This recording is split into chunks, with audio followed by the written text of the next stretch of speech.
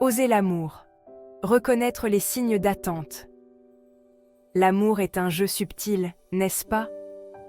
Parfois, il faut savoir décoder les signes pour avancer. Votre partenaire attend peut-être un geste de votre part. Un regard qui s'attarde, un sourire timide, une remarque en suspens. Ce sont autant de petites invitations à prendre l'initiative.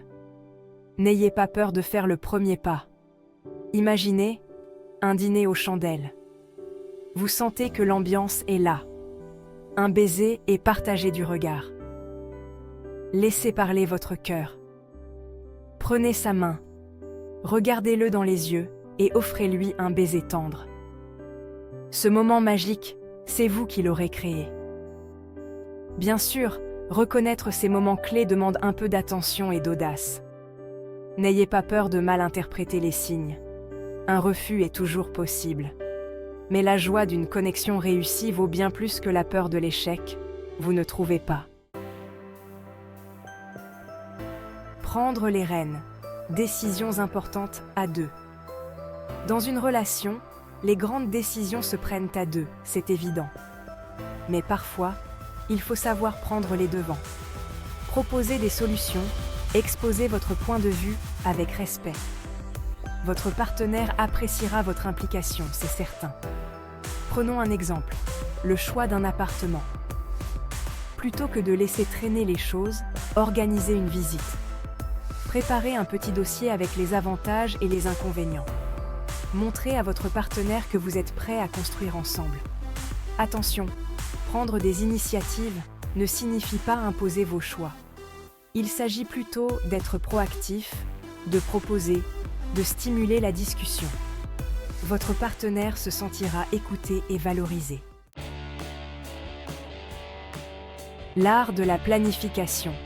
Rendez-vous inoubliable. Qui n'aime pas les surprises? Planifier un rendez-vous, c'est montrer à l'autre qu'il compte pour vous.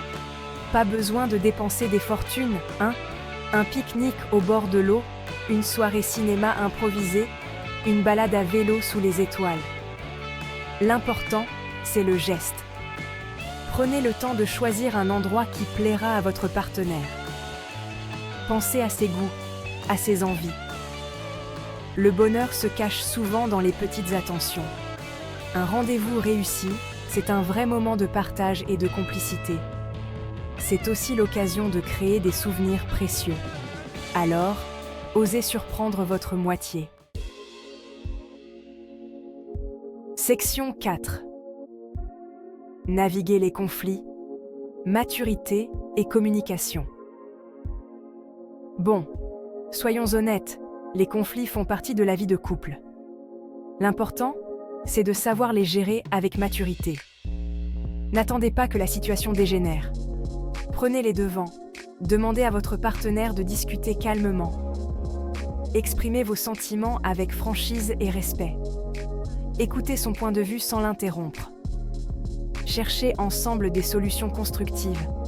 Gérer un conflit, c'est l'opportunité de renforcer votre complicité. En communiquant ouvertement, vous apprenez à mieux vous connaître. Vous construisez une relation plus solide et plus épanouissante. Section 5. Le pilier du soutien. Offrir une épaule solide. On le sait, la vie n'est pas toujours rose. Votre partenaire traversera forcément des moments difficiles.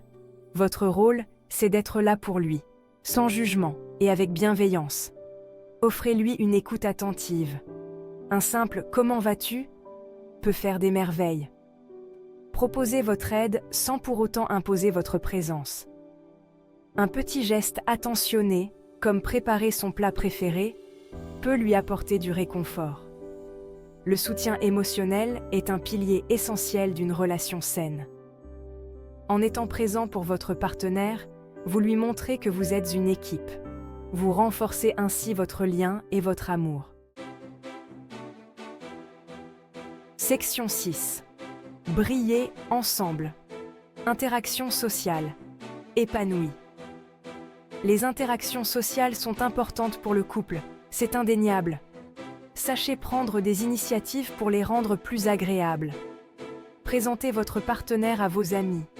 Intégrez-le à votre cercle social. Invitez-le à des sorties entre amis.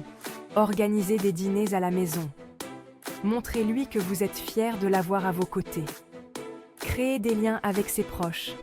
Intéressez-vous à leurs passions. En vous investissant dans la vie sociale de votre partenaire, vous lui montrez que vous tenez à lui. Vous créez un environnement favorable à l'épanouissement de votre couple. Section 7. Conclusion.